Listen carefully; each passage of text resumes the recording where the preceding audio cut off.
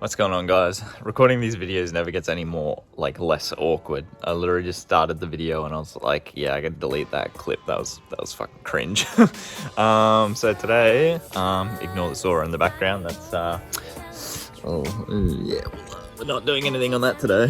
Sadly, I'll be getting rid of her soon, but we're gonna be putting the coilovers into the E36. So yeah, let's get started. At me closing my garage door because my neighbours are at the front and I feel too awkward to fucking record while there's people out there.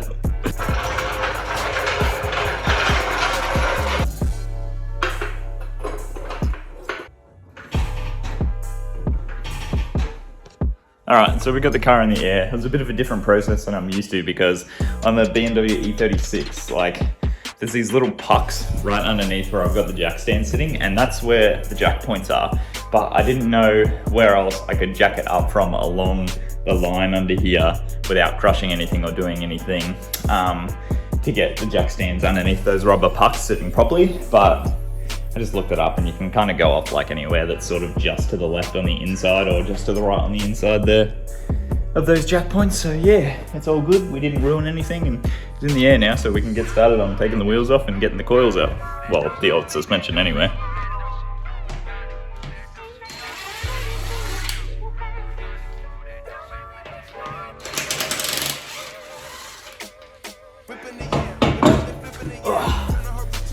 Our first wheel off. I've never had a car with lug bolts either. I've always had lug nuts, so that was a little different. I just thought it was going to fall straight off of there, but I guess the little centerpiece there, the hub, keeps it on. Yeah, nice, not bad. Let's get the other three on. Alright, so we got all four wheels off the car now, so I'm going to quickly pop the bonnet, open her up, and then we'll undo the nuts on top of the strut towers.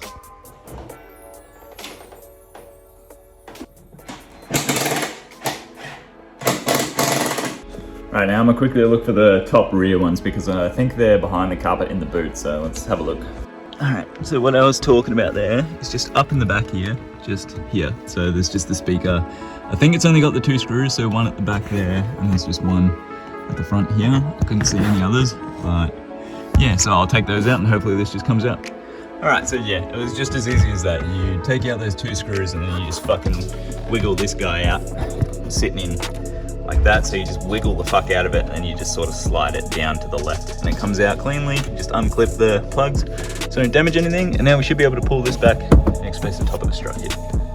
So yeah, literally just pull that carpet back. Be careful, mine has like a little antenna or something running through here that's kind of holding the carpet, so don't pull it too hard.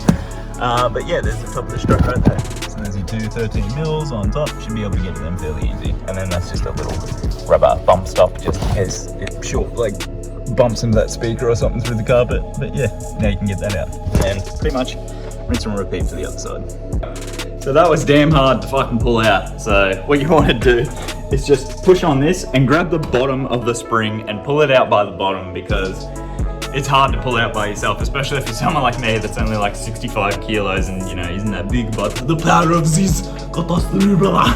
Oh yeah, boy. Oh yeah. Let's have a look at what we got here. Open this bad boy up if it wants to open. Oh, a nice big piece of foam padding, keep them all nice and safe and secure. Ooh, look at those bad boys. So these are those new rear springs. Ooh, I mean, look at these compared to these over here. Like, they're about the same size, but these are stiff as. These are going to be nice. And then I can obviously set these because I'll have a coil that goes into this little piece here that you chuck in. That top hat, you go in here and then you can wind this down and set your height. But yeah, that looks nice. That looks real good. Oh yeah, that's looking nice. Now they are max peating rods, but they aren't just your fucking run-of-the-mill cheap-ass eBay max peating rods.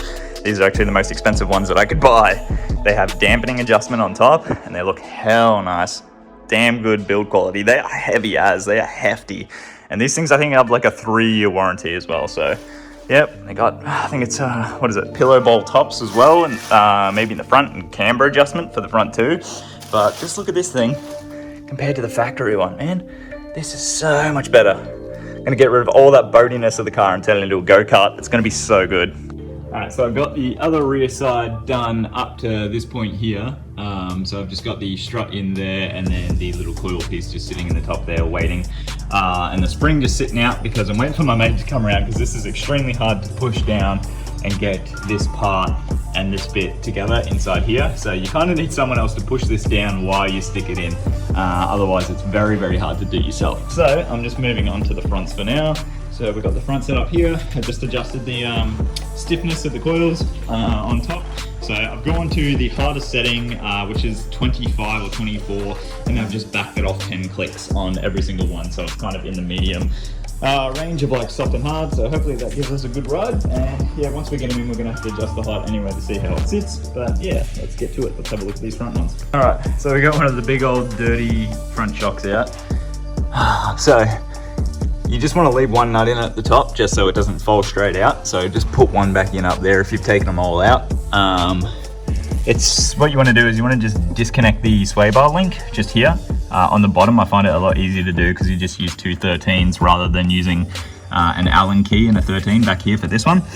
And then there's two bolts down there on the bottom, one either side, and then there's just another one up the top here, which are all 19s. Yeah, they're all 19s. So it's those three bolts, disconnect the sway bar, and then it will start to come out, and you just remove your one from the top and carefully take it out and don't ruin your brake lines or anything like that. Stick a jack underneath the hub here, just so when it does fall, it's not putting pressure on these brake lines here. So yeah, save your brakes. So that's what I was talking about. They literally just sit on top of the coilovers like that, and it just adds a bit more thickness to it and a bit more support underneath the top of that strut tower. All right, so we got the front left one in. That's all done up. Very nice. Got that strut reinforcement plate up there at the top, and then she's all bolted in down here at the bottom, and everything's tight. So yeah, that's the front left one done. I also had my buddy James come around and just give me a hand with this. So that's now in there. All we had to do is just shove that down as hard as we could and just get the spring up in there so that it's actually seated properly in there. And because there was no way, like, he had to use both hands and fucking push down as hard as he could just to push that down far enough for us to get that in. So yeah, and then with these you can just jack that up, so wind that out until it lines up with here, and then you just jack up the bottom part until you can get this bolt in, and then that compresses this. And yeah, that's also how you set your height in the back, is this piece here. So however much thread you have in here, the longer the thread you can see through the spring here, the shorter the car will be, because obviously you're moving the locking nut up, so the spring is obviously going to go further up and then push this further down. Oh, look at me, I'm a little dirty. So I finally have all the coils in the car. I've tightened everything up the front, so I'm just going to make sure that everything's tight down the back here. Check the strut nuts on top, and then all I've got to do is just jack this up and then get this here in line with this little bit here, right here. So this and this. So I'm just going to jack this up to here and then bolt that through. And then we're pretty much done. Hell yeah, let's get it back down. Now for the moment I've been waiting all fucking day for. I hope it sits nice because I can't be fucked adjusting them.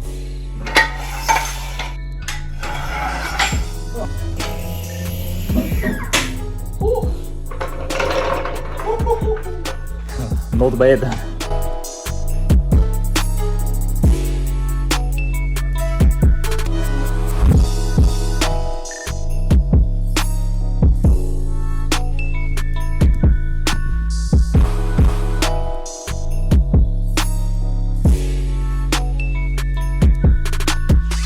Oh my god, look at my fucking face.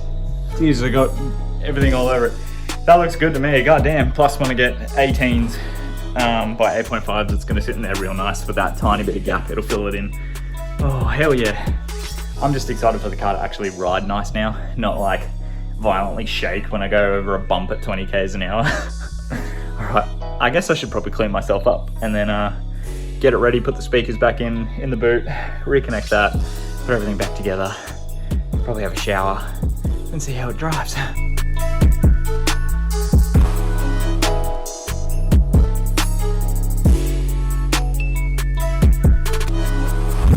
Sorry the video is a little jumpy. Some of the files when I transfer them onto my computer are corrupted, so I just had to sort of put the next clip in and then sort of try and make everything make sense and match up a bit.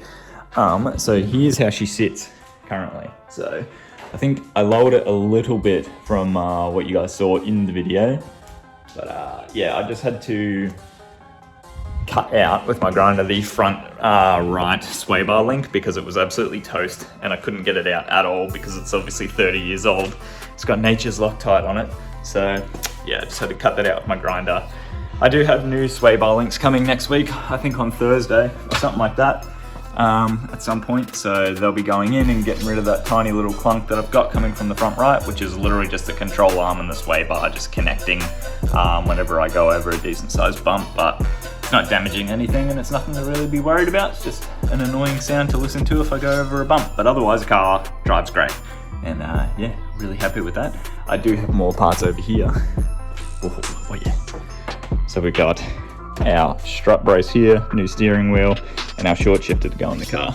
So I do have more content coming very, very soon. And I do have another 3 days off after today, so I'll get this video uploaded. And yeah, I'll get to recording and putting some more stuff in. Cheers.